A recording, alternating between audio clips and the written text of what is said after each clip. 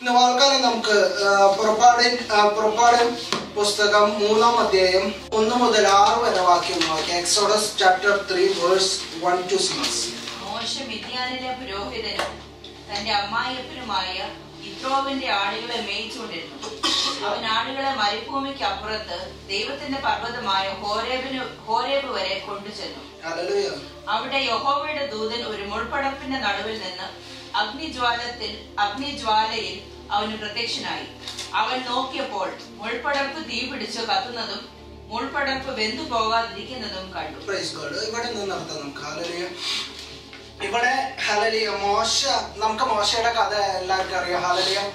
അവനെ മോശയെ ദൈവം വിളിച്ചത് അവൻ ജനിക്കുന്നതിന് മുൻപേ അവനെ കുറിച്ച് പറഞ്ഞത് ഇസ്രായേലിനെ മിസ്രൈമിൽ നിന്ന് വിടുവിക്കാൻ വേണ്ടി മാത്രം ജനിച്ച ഒരു വ്യക്തിയാണ് മോശ. എന്നാൽ നമുക്ക് മോശയുടെ കഥ എടുക്കുമ്പോൾ അറിയാം, മോശ കോപിച്ചു. അതുമൂലം അവന് ഓടി പോകേണ്ട വന്നു. അവൻ ഇസ്രായേലിൽ നിന്ന് ഓടി ഇപ്പോ എത്തിയിരിക്കുന്നത് തന്റെ അമ്മായിപ്പന്റെ ഭവനത്തില്. ഇസ്രായേൽ മക്കളെ വിടുവിക്കേണ്ടതായിട്ടുള്ള വ്യക്തി ഇപ്പോൾ ഇരിക്കുന്നത് മിദ്യാനിലെ പുരോഹിതൻ, അതായത് മറ്റൊരു ദൈവത്തെ ആരാധിക്കുന്ന പുരോഹിതന്റെ ആടുകളെ മേച്ചുകൊണ്ടിരിക്കുമ്പോ അങ്ങനെ ആടുകളെ മേച്ചുകൊണ്ടിരിക്കുമ്പോൾ തന്നെ അവനിങ്ങനെ ഒരു ദിവസം ആടുകളെ മേച്ചുകൊണ്ടിരിക്കുമ്പോൾ അവൻ ആടുകളെയും കൊണ്ട് എത്തിയ ഒരു സ്ഥലത്തിന് ഒരു പ്രത്യേകതയുണ്ട്. അവിടെ എഴുതി വെച്ചിരിക്കുന്നത് ദൈവത്തിന്റെ പർവ്വതമായ ഹോരേബ് വരെ കൊണ്ടു ചെന്നു. അവൻ ആടുകളെ അവൻ മേയ്ക്കുന്നത് ഒരു അന്യ ദൈവത്തെ ആരാധിക്കുന്ന പുരോഹിതന്റെ ആടുകളെ അവൻ കൊണ്ടുചെന്ന സ്ഥലം എന്ന് പറഞ്ഞു കഴിഞ്ഞാൽ ദൈവത്തിന്റെ പർവ്വതമായ ഹോരേബിലേക്കാണ് അവൻ കൊണ്ടുചെന്നത്. ഈ ദിവസങ്ങളിൽ നമ്മുടെ ജീവിതത്തിലും ഈ നമ്മൾ ചുറ്റും നോക്കുമ്പോൾ പല ആടുകൾ അവിടെ ഇവിടെയൊക്കെ കിടക്കുന്നുണ്ട്. പല രീതിയിലുള്ള ആടുകൾ. നമ്മൾ അവരെ ആ ഹോരേബ് വരെ ദൈവത്തിന്റെ പർവ്വതത്തിലേക്ക് കൊണ്ടുവരണമെന്ന് ദൈവത്തിന്റെ ആത്മാവ് ഇവിടെ പറയാണ്. ആ ഹോരേബിന് ഒരു പ്രത്യേകതയുണ്ട്. ആ ഹോരേബിന്റെ പർവ്വതത്തിന്റെ പ്രത്യേകത എന്ന് പറഞ്ഞു കഴിഞ്ഞാൽ അത് ദൈവത്തിന്റെ പർവ്വതമാണ്. അവിടെ ദൈവം തനിക്കായി വേർതിരിച്ചിരിക്കുന്ന ഒരു പർവ്വതം.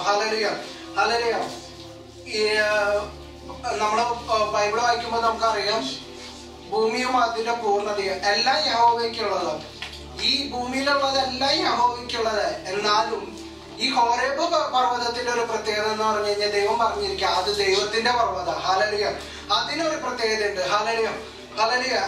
ആ മോശ ആടുകളെ മേച്ചുകൊണ്ട് ഹോരേബ് വരെ കൊണ്ടുവന്നു. 2-ാം വാക്യത്തിൽ ഞാനിത് വായിച്ചു കഴിഞ്ഞപ്പോൾ എന്റെ ജീവിതത്തിൽ ദൈവത്തിന്റെ ആത്മാവ് വളരെ പുതിയ പുതിയ വെളിപ്പാടുകൾ ദൈവത്തിന്റെ ആത്മാവ് നൽകി തരാനായിട്ട് ഇടയായിരുന്നു. അവിടെ 2-ാം അധ്യായത്തിൽ എഴുതി വെച്ചിരിക്കുകയാണ്, 2-ാം വാക്യത്തിൽ എഴുതി വെച്ചിരിക്കുകയാണ്, അവിടെ യഹോവയുടെ ദൂതൻ ഒരു മുൾപടർപ്പിന്റെ നടുവിൽ നിന്ന് അഗ്നിജ്വാലയിൽ അവന് പ്രത്യക്ഷനായി. അതിന്റെ പ്രത്യേകത എന്ന് പറഞ്ഞു കഴിഞ്ഞാൽ ഞാൻ ചിന്തിക്കായിരുന്നു എന്തുകൊണ്ട് ദൈവം മുൾപടർപ്പിൽ ഇറങ്ങി. ഇപ്പൊ നാട്ടിലാണെങ്കിൽ നമുക്ക് ദൈവത്തിന് ഇറങ്ങാൻ പറ്റിയ ഒരു മരം എന്ന് പറഞ്ഞു കഴിഞ്ഞാൽ വല്ല ചന്ദനമരം ഉണ്ടാവും, അല്ലെങ്കിൽ ഈട്ടി ഉണ്ടാവും, തേക്ക് ഉണ്ടാവും. അതില് ദൈവത്തിന്റെ ആത്മാവ് ഇറങ്ങിയില്ല. ഇനി ഇസ്രായേൽ മക്കളുടെ കാര്യം എടുക്കുകയാണെങ്കിൽ അവരുടെ ഏറ്റവും നല്ല മരം എന്ന് പറഞ്ഞു കഴിഞ്ഞാൽ ഒലിവ് മരം ഉണ്ട്, അവിടെ ഇറങ്ങിയില്ല. ദൈവം ഇറങ്ങുന്ന സ്ഥലത്തിനൊരു പ്രത്യേകതയുണ്ട്. അത് മുൾപടർപ്പ്. കഷ്ടങ്ങളുടെ നടുവിലാണ് ദൈവത്തിന്റെ ആത്മാവ് ഇറങ്ങി നിൽക്കുന്നത്. അവിടെയാണ് ദൈവത്തിന്റെ ആത്മാവിന് ഇറങ്ങാൻ കൃപ തോന്നിയത്. കാരണം എന്ന് പറഞ്ഞു കഴിഞ്ഞാൽ അവിടെയാണ് ദൈവത്തിന്റെ ആത്മാവിന് ദൈവത്തെ നമുക്ക് ഏറ്റവും ആവശ്യമായിട്ടുള്ളത്. ആ കഷ്ടങ്ങളുടെ ഇടയിലാണ് ദൈവത്തിന്റെ ആത്മാവ് ഇറങ്ങി നിൽക്കുന്നത്. അത് മാത്രമല്ല അതിന്റെ പ്രത്യേകത ഈ മുൾപടർപ്പ് നിൽക്കുന്ന ഒരു സ്ഥലത്തിന്റെ ഒരു പ്രത്യേകതയുണ്ട്, അത് മരുഭൂമിയാണ്. ഇപ്പോ കാൻസസ് സിറ്റിയില് ദൈവം ഇറങ്ങുകയാണെങ്കിൽ നമ്മള് ചിന്തിക്കും ഡൗൺ ടൗണിലായിരുന്നു. കാരണം അവിടെയാണ് ഏറ്റവും കൂടുതൽ ആൾക്കാരുള്ളത്, അവിടെയാണ് ഏറ്റവും കൂടുതൽ ആൾക്കാർക്ക് കാണാൻ കഴിയുന്നത് അല്ലെ. എന്നാ ഇസ്രായേലിൽ ഇറങ്ങുകയാണെങ്കിൽ യെരുശലേമില് ദൈവത്തിന് ഇറങ്ങാം. എന്നാ ഒരു മരുഭൂമിയില് ഒരു മുൾപടർപ്പിന്റെ ഇടയ്ക്ക്, മരുഭൂമിയിൽ ആരും പോവാറില്ല, അത് മാത്രമല്ല മുൾപടർപ്പ്, അതായത് മുൾച്ചെടി, അതായത് കാക്ടസ്, അതിന്റെ അടുക്കിലേക്ക് ആർക്കും പോകാൻ താല്പര്യമില്ല. അവിടെ ദൈവത്തിന്റെ പ്രസൻസ് ഇറങ്ങി നിൽക്കുന്നു. അല്ലെങ്കിൽ മരുഭൂമിയില് സ്വതവേ ആൾക്കാരില്ല, അത് മാത്രമല്ല ആ കാക്ടസിന്റെ അടുക്കിലേക്ക് ആർക്കും പോവാൻ. ഇപ്പൊ ഞാനൊരു മരുഭൂമി കൂടെ പോവാണെങ്കിൽ ഞാൻ ക്ലിയർ ആയിട്ടുള്ള ഗ്രൗണ്ടിൽ കൂടെ പോവാനായിട്ട് ആഗ്രഹിക്കുള്ളൂ. എന്നാൽ ദൈവത്തിന്റെ ആത്മാവ് ഇറങ്ങി നിൽക്കുന്നത് ക്ലിയർ ആയിട്ടുള്ള സ്ഥലത്തല്ല, മുൾച്ചെടിയുടെ ഉള്ളിലാണ് ദൈവത്തിന്റെ ആത്മാവ് ഇറങ്ങി നിൽക്കുന്നത്. ഹല്ലേലൂയ. എന്ന് പറഞ്ഞാൽ നമ്മുടെ സാഹചര്യം എന്തായാലും ഹല്ലേലൂയ ഹല്ലേലൂയ ദൈവത്തിന്റെ ആത്മാവ് ഇറങ്ങി നിൽക്കുന്നത് ഹല്ലേലൂയ ആ മുൾപടർപ്പിന്റെ ഇടയിൽ ഹല്ലേലൂയ ആരും കടന്നു ചെല്ലാൻ ആഗ്രഹിക്കാത്ത സ്ഥലത്ത് ഹല്ലേലൂയ ആരും എത്തി നോക്കാൻ ആഗ്രഹിക്കാത്ത സ്ഥലത്ത് ദൈവത്തിന്റെ ആത്മാവ് ഇറങ്ങി നിൽക്കുക. ഹല്ലേലൂയ. ആ 3-ാം വാക്യം ഒന്ന് വായിക്കാം. 3-4. മുൾപടർപ്പ് വെന്തു പോകാതിരിക്കുന്ന ഈ വലിയ കാഴ്ച എന്തെന്ന് ഞാൻ ചെന്ന് നോക്കട്ടെ എന്ന് മോശ പറഞ്ഞു. നോക്കേണ്ടതിന് അവൻ വരുന്നത് യഹോവ കണ്ടപ്പോൾ ദൈവം മുൾപടർപ്പിന്റെ നടുവിൽ നിന്ന് അവനെ മോശെ മോശെ എന്ന് വിളിച്ചു. അതിന് അവൻ ഇതാ ഞാൻ എന്ന് പറഞ്ഞു. അപ്പോൾ അവൻ ഇങ്ങോട്ട് അടുക്കരുത്, നീ നിൽക്കുന്ന സ്ഥലം വിശുദ്ധമായിരിക്കാൻ കാലിൽ നിന്ന് ചെരുപ്പ് അഴിച്ചു കളക എന്ന് കൽപ്പിച്ചു. 5-ാം വാക്യം ഹല്ലേലൂയ. അത് എന്റെ ജീവിതത്തിൽ വളരെയധികം സന്തോഷം പകർന്നു തന്നത്. ഹല്ലേലൂയ. ദൈവത്തിന്റെ ദൈവരാജ്യം എന്ന് പറഞ്ഞു കഴിഞ്ഞാൽ നമ്മുടെ ബുദ്ധിക്ക് ചിന്തിക്കാൻ പറ്റാത്ത കാര്യമാണ് ദൈവം അവിടെ ചെയ്യുന്നത്. ഹല്ലേലൂയ. ദൈവത്തിന്റെ പ്രസൻസ് ഇറങ്ങി നിൽക്കുന്നത് മരുഭൂമിയില് മുൾപടർപ്പില് ഇറങ്ങി നിൽക്കുന്നു. ഹല്ലേലൂയ. അത് കണ്ടിട്ട് ഒരു വ്യക്തി കടന്നു വരാം. ഹല്ലേലൂയ. ഒരു വ്യക്തി കടന്നു വരുമ്പോൾ ദൈവത്തിന്റെ ആത്മാവ് പറയാം, ഇങ്ങോട്ട് കടന്നു വരരുത്, നിനക്ക് കടന്നു വരണമെങ്കിൽ നീ ഒരു കാര്യം ചെയ്യണം, നിന്റെ കാലിലെ ചെരുപ്പഴിച്ചു മാറ്റിയിട്ടാണ് വരുന്നത്. കാക്ടസ് അത് കുത്താൻ വേണ്ടി നിൽക്കുന്ന ഹല്ലേലൂയ പറയുന്ന ആ കാക്ടസ് വളർന്നു നിൽക്കുന്ന സ്ഥലം എന്ന് പറഞ്ഞു കഴിഞ്ഞാൽ അതിന്റെ മുള്ളുകൾ കൊഴിഞ്ഞു വീണിട്ട് അതിന് ചുറ്റും മുള്ളാന്നാ പറയുന്നത്. ഹല്ലേലൂയ. അപ്പൊ കാണാനായിട്ട് ഒരു വ്യക്തി കടന്നു വരുമ്പോ ദൈവത്തിന്റെ ആത്മാവ് പറയാ, നിനക്ക് കടന്നു വരാം, നിന്റെ കാലിലെ ചെരുപ്പ് അഴിച്ചിട്ട് വേണം കടന്നു വരാൻ. മോശയ്ക്ക് പകരം ഞാനായിരുന്നെങ്കിൽ ഞാൻ പറയും, മതി, ഇത്രയും കണ്ടത് മതി, ഇനി ചെരുപ്പ് അഴിച്ചിട്ട് മുള്ളുമോടെ നടന്നിട്ട് വേണം നിന്റെ അടുത്തേക്ക് വരാൻ അല്ലെ. അതുകൊണ്ട് ഞാൻ ചെരുപ്പ് അഴിക്കാനും പോണില്ല, ഞാൻ ഈ ദൂരത്ത് നിന്ന് കണ്ടാൽ മതി, ഞാൻ തിരിച്ചു പോവാ, എനിക്ക് ഇത്രയും കണ്ടാൽ മതി എന്ന് നമ്മൾ പറയും. ഹല്ലേലൂയ. എന്നാൽ ദൈവത്തിന്റെ ആത്മാവ് പറയാണ്, ഹല്ലേലൂയ, നീ നിൽക്കുന്നത് ഒരു വിശുദ്ധ ഭൂമിയാ. ഹല്ലേലൂയ. നിന്റെ കാലിലെ ചെരുപ്പ് അഴിച്ചിട്ട് വേണം. നമുക്ക് ചിന്തിക്കാൻ കഴിയില്ല, അതായത് മുള്ളിലേക്ക് നടന്നു പോകാനായിട്ട് ചെരുപ്പിട്ടിട്ട് പിന്നെയും നമുക്ക് നടന്നു പോകാം. എന്നാ ദൈവത്തിന്റെ ആത്മാവ് പറയാ, ഇത്രയും കടന്നു വന്നത് മതി, ഇനി നിനക്ക് എന്നോട് അടുത്ത് വരണമെങ്കിൽ ഹല്ലേലൂയ നിന്റെ കാലിലെ ചെരുപ്പും കൂടി നീ അഴിച്ചു കളഞ്ഞിട്ട് വേണം എന്റെ അടുക്കിലേക്ക് കടന്നു വരാൻ. ഹല്ലേലൂയ. ദൈവത്തിന്റെ ആത്മാവിന് അതിന് വളരെയധികം ആഴത്തിൽ ഹല്ലേലൂയ അവിടെ പറയാനുണ്ട്. ഹല്ലേലൂയ. ഇത്രയും കടന്നു വന്നത് ഹല്ലേലൂയ നീ നിന്റെ നമ്മളിപ്പോ ഒരു മുൾച്ചെടി കത്തുന്നത് കണ്ടാൽ നമ്മള് കുറച്ച് അടുത്ത് ചെല്ലും, പോയി നോക്കും. എന്നാൽ മോശയോട് പറയാ, ഇത്രയും നീ നിന്റെ ഇഷ്ടപ്രകാരം ഇവിടെ കടന്നു വന്നു, ഇനി നിനക്ക് എന്നോട് അടുത്ത് വരണമെങ്കിൽ നീ നിന്റെ ഇച്ഛകളും നിന്റെ ഐഡിയാസും എല്ലാം മാറ്റി വെച്ച് ഹല്ലേലൂയ എന്നിൽ വിശ്വസിച്ചിട്ട് വേണം കടന്നു വരാൻ. ഹല്ലേലൂയ. അതായത് ഞാൻ ദൈവം വിശുദ്ധ ഭൂമിയിലാണ് നിൽക്കുന്നതെന്ന് വിശ്വസിച്ച് ഞാൻ ഈ മുള്ളുകളുടെ ഇടയിലേക്ക് ഇറങ്ങിയാൽ അവയെന്നെ കുത്തില്ല എന്ന് വിശ്വസിച്ചിട്ടും മാത്രമേ ഇനി മോശയ്ക്ക് അങ്ങോട്ട് കടന്നു ചെല്ലാൻ കഴിയുള്ളൂ. അതാണ് ദൈവം പറയുന്നത്, ഇനി ഇങ്ങോട്ട് വരരുത്, ഹല്ലേലൂയ, ഇങ്ങോട്ട് അടുക്കരുത്, ഹല്ലേലൂയ, നീ നിൽക്കുന്ന സ്ഥലം വിശുദ്ധമാകിയാൽ ഹല്ലേലൂയ നിന്റെ കാലിലെ ചെരുപ്പഴിച്ചു മാറ്റാൻ. ഹല്ലേലൂയ.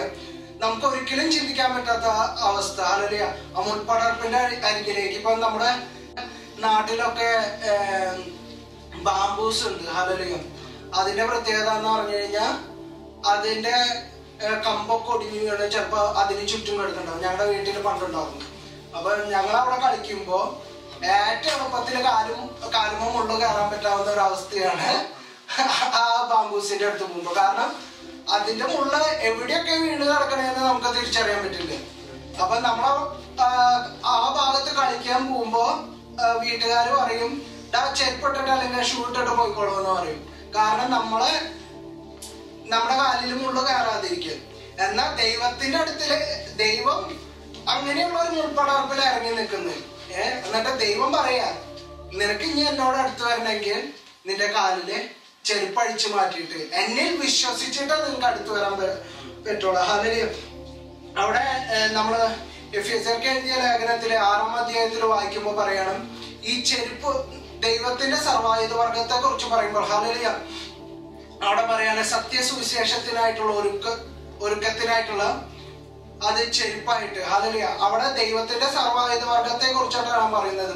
എന്നാൽ ചെരുപ്പ് കാണിക്കുന്നത് ഒരു നമ്മുടെ ഐഡിയാസ്. ഹല്ലേലൂയ നമ്മുടെ ഐഡിയാസ് ഒക്കെ മാറ്റി വെച്ചിട്ട് വേണം ദൈവത്തിന്റെ അടുക്കലേക്ക് വരാൻ. ഹല്ലേലൂയ അങ്ങനെ അടുത്ത് വരുന്ന ഒരു വ്യക്തിക്ക് ഒരു പ്രത്യേകതയുണ്ട്. ഹല്ലേലൂയ ഇസ്രായേൽ മക്കള് ദൈവത്തിന്റെ നന്മകളെല്ലാം കണ്ടു. എന്നാ ഇത് മുൾപ്പടർപ്പിന്റെ അരികിലേക്ക് വന്ന ഒരു വ്യക്തിക്ക് മാത്രമേ ദൈവത്തിന്റെ വഴികൾ കാണാൻ പറ്റുള്ളൂ. ദൈവം ഒരിക്കലും ഇസ്രായേൽ മക്കളോട് പറഞ്ഞില്ല, ഞാൻ നിന്നെ ഈ വഴിക്കാ കൊണ്ടുപോകുന്നത്, ഞാൻ ഇന്ന കാര്യമാണ് ചെയ്യാൻ പോകുന്നതെന്നൊന്നും ഇസ്രായേൽ മക്കളോട് പറഞ്ഞില്ല. അവര് നന്മകൾ അനുഭവിച്ചു. എന്നാൽ മുൾപ്പടർപ്പിന്റെ അരികിലേക്ക് കടന്നു വന്ന മോശ മാത്രം ദൈവത്തിന്റെ വഴികൾ അറിഞ്ഞു.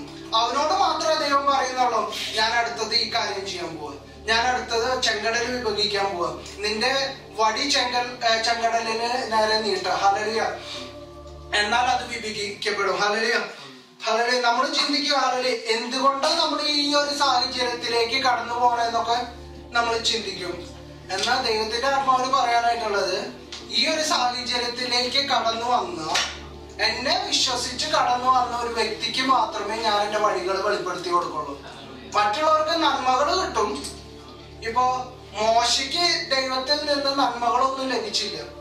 എന്നാൽ ഇസ്രായേൽ മക്കൾ ചോദിച്ചു, കാട വേണം, കാട കൊടുത്തു. മന്ന വേണം, അപ്പം വേണം, അപ്പം കൊടുത്തു. വെള്ളം വേണം, വെള്ളം കൊടുത്തു.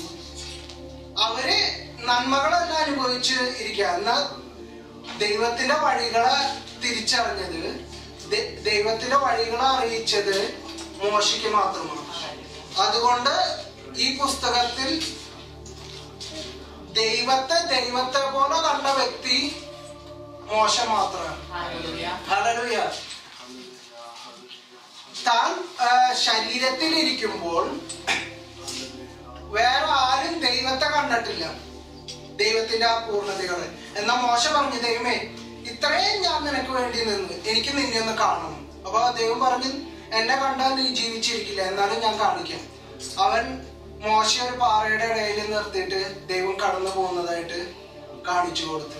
ആ ഒരു പദവിയിലേക്ക് മോശയെ വിളിച്ചേ. ഹല്ലേലൂയ എന്നാ ദൈവം വിളിക്കുമ്പോ ഇതൊന്നും പറയുന്നില്ല. ദൈവം വിളിക്കുമ്പോ പറയാ, അതൊരു സിമ്പിൾ കാര്യം വിശ്വസിച്ചാൽ മതി, ഇത് വിശുദ്ധ ഭൂമി. ഹല്ലേലൂയ നീ എന്റെ അരികിലേക്ക് കടന്നു വരാനായിട്ട് ഞാൻ ആഗ്രഹിക്കുന്നു, പക്ഷെ നിന്റെ കാലിലെ ചെരുപ്പഴിച്ചു മാറ്റിയിട്ട് നീ എന്റെ അരികിലേക്ക് കടന്നു. ഇപ്പോ മോശയോട് ദൈവത്തിന്റെ ആത്മാവ് പറയാ, ഇങ്ങനെ പറഞ്ഞെന്ന് വിചാരിക്കാം, നിനക്ക് എന്നെ കാണാനായിട്ട് ഞാൻ കാര്യങ്ങൾ കാണിച്ചു തരാം, കാണാനായിട്ടുള്ള അവസ്ഥ ഉണ്ടാക്കി തരാം. നിന്നെ ഞാൻ മിസ്രൈമിലേക്ക് അയച്ചിട്ട് 10 ബാധകൾ നടത്തും, നിന്നെ കൊണ്ട് ഞാൻ ചെങ്കടൽ വിഭജിക്കും, 40 വർഷം നിന്നെ കൊണ്ട് ഞാൻ മന്ന പോഷിപ്പിക്കും. ഇതൊക്കെ നിന്നെ കൊണ്ട് ചെയ്യിപ്പിക്കണം എന്നുണ്ടെങ്കിൽ നീ എന്റെ അടുക്കിലേക്ക് കടന്നു വരാൻ പറഞ്ഞ മോശ ഓടി അങ്ങനെ ചെല്ലും. എന്നാൽ ദൈവം ഇതൊന്നും പറയുന്നില്ല. ദൈവം പറയാണ്, ഹല്ലേലൂയ ഇനി എന്നോട് അടുത്ത് വരണമെങ്കിൽ ഒന്നും പറയുന്നില്ല ദൈവം അവിടെ.